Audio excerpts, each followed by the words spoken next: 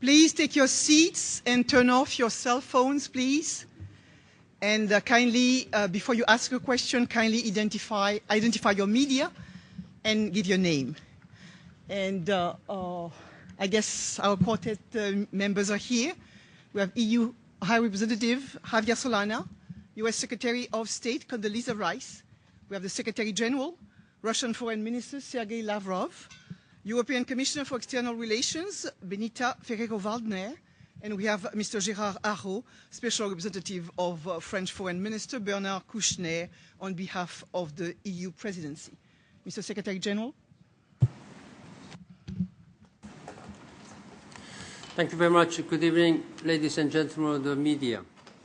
The Quartet has just completed its discussions and will soon be meeting with ministers and representatives of the League of Arab States. I will distribute the Quartet statement in a moment, but I will just make a very brief introduction. On behalf of the European Union, the Russian Federation, and myself, as Secretary General of the United Nations, and also other Quartet participants here, I want to thank the outgoing U.S. administration, in particular President Bush and Secretary of State Dr. Condoleezza Rice, for their efforts to advance Israeli-Palestinian negotiations in the context of Annapolis peace process. These efforts have been tireless and are continuing. A very important progress is underway. We are united in our conviction that it must be continued and intensified in the period ahead. In this respect, we look forward to working closely from the outset with the administration of President-elect Obama to achieve the goal of a two-state solution and comprehensive Arab-Israeli peace. Thank you very much. We'll be ready to answer your questions. Thank you. The first question goes to the Ankara representative, Harvey Morris, for the Financial Times. To the FT, and I'd like to give the traditional welcome from the UN Correspondents Association and to thank the Secretary General, Secretary Rice, Minister Lavrov, and our other distinguished guests for sparing us some time today. Which agreeable task allows me to ask the first question, which I'd like to put to Secretary Rice. Madam Secretary, the Quartet statement and also the text of a draft resolution that we've seen, which will come up for debate in the Security Council tomorrow, reaffirms support for a two-state solution in the Middle East. I know you won't speculate on the outcome of the Israeli election, but let's say hypothetically that Mr. Netanyahu wins.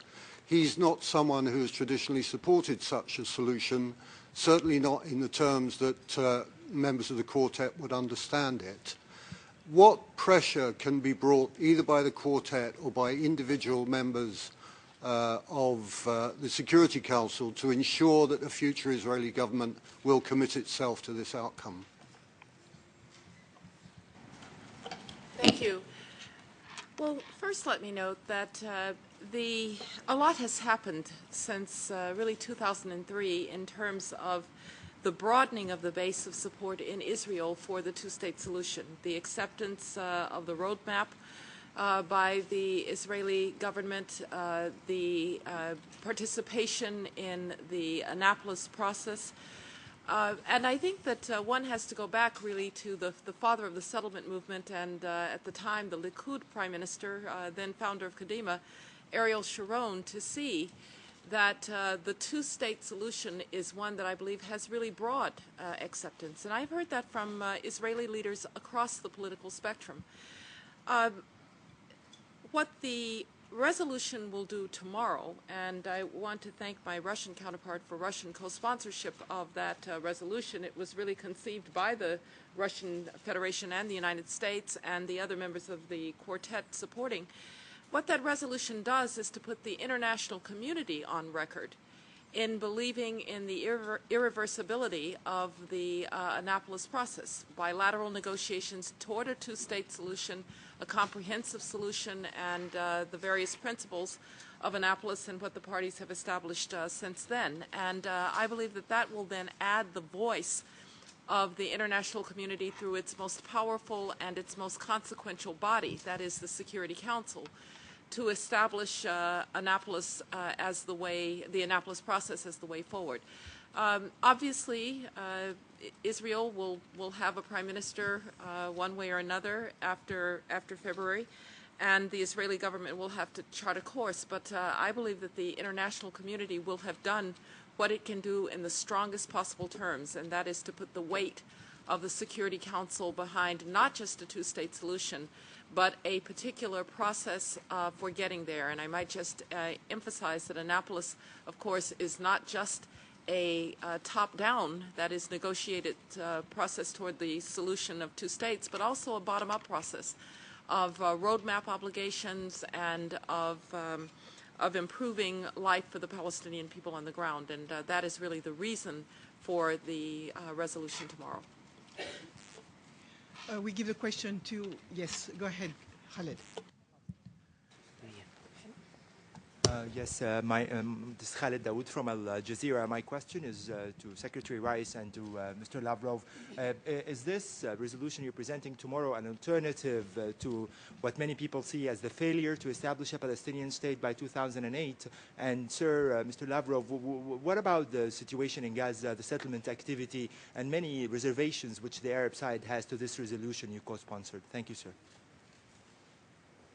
I believe that if you look at the language of Annapolis, it says that the parties will make the best efforts that they could to come to an agreement by the end of the year. I think they have made best efforts and they continue to make best efforts. And so what this resolution does is to urge, as the parties did with us in the quartet when we were in Sharm el-Sheikh, the continuation of this process to the conclusion of a comprehensive agreement, and also within the context of a broader Israeli-Arab peace. And so that is the reason for the resolution. But I'd just like to take one moment to speak to the question of not having achieved an agreement by the end of the year. They won't achieve agreement by the end of the year, but they have achieved a good deal of progress in their negotiations, a good deal of progress in the work that is being done on the ground.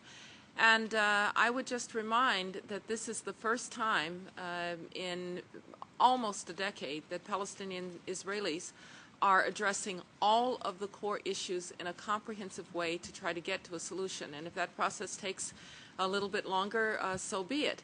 But we are very much further along, certainly than we were in 2001, and I would argue even than we were in 2007.